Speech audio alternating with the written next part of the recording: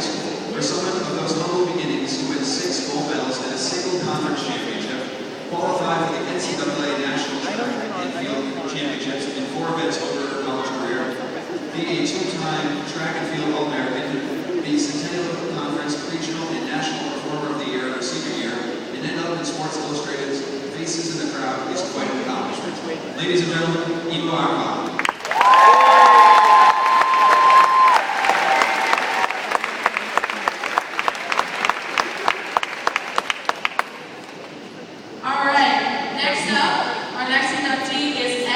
Faulkner, who was a Swarthmore coach from 1929 to 1970.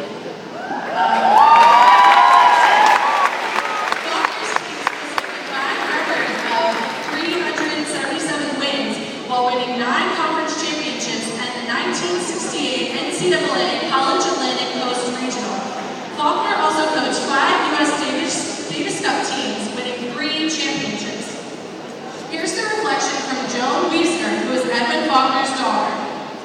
Edwin always called his team his boys and always told them that he was sure that they were going to win. For away matches, he always got home late around 11. Joan was young at the time, but she could never fall asleep until he got home. After getting home, he would come in and tell her how the match went, but she told him it would be easier when they were driving into their driveway. He would just honk the horn once if they won a match. He told her that if he honked the horn for every time they won a match, he would wake up all the neighbors every night. And also, Edwin was always happy as long as they beat Cavalry.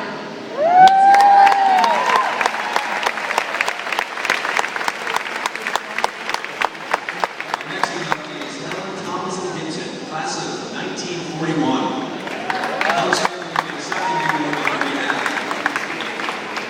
Gibson was a sports star at college at a time when very few female students garnered that distinction. Gibson's marquee sport was field hockey. She was a second-team All-American in 1940, an All-Mid-Atlantic Regional Performer in 1939 and 1940, and a member of the All-Philadelphia team in 1939. Following her graduation, she played for the U.S. National Field Hockey Team for several years. And we have this quote from Jeannie Gibson. As a bit of a Swarthmore take on my mom and athletics, I came up with the following. When I attended Swarthmore in the mid-90s, Title IX was starting to be implemented. I remember being on an ad hoc committee discussing some of the issues, and I recall that I was quite excited about the prospect of Title IX and what it would mean for women's athletics. I recall talking to my mother about the issue, naturally assuming that she would be very forward-thinking on the topic. However, I was surprised to find her less than enthusiastic about the new law. When I asked her why, she gave me a list of concerns. She was worried that women's athletics would become all about scholarships. While this change offered a good opportunity for a girl to fund college, she felt that this financial goal was to overshadow athletics as a whole. This followed her criticism of men's athletics of the day. She did not want to see women's athletics come to the same fate.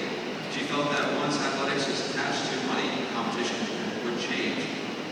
Instead of developing the whole athlete, women's programs would focus towards the money. Skills would lose out to strength, body size would prevail. And most importantly, sportsmanship would have no value for the new woman athlete. After all, there is no scholarship association with the emotional intelligence associated with athletic training. At first, I was resistant to Mom's argument. Title IX had great intents, right?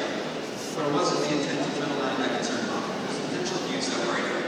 40 years later, these words come back to me. I will leave it up to my new generation of college athletes to consider the effect of Title IX. My observations suggest that she was correct that women's athletic programs today miss many girls who love the way while chasing the scholar athlete. It may be time to focus back on the equal opportunity aspect of Title IX and to give it as much emphasis as the equal access to money aspect of the law. While Mom's generation did not have as many women athletes as men, it did have some valuable elements that would have lost along the way. Mom's wish would be to bring that back. Although my mom, Helen Thompson Gibson, was a very independent-minded Whig woman, she typically did not get involved in political issues. This one affected her deeply. Ladies and gentlemen, Helen Thompson Gibson.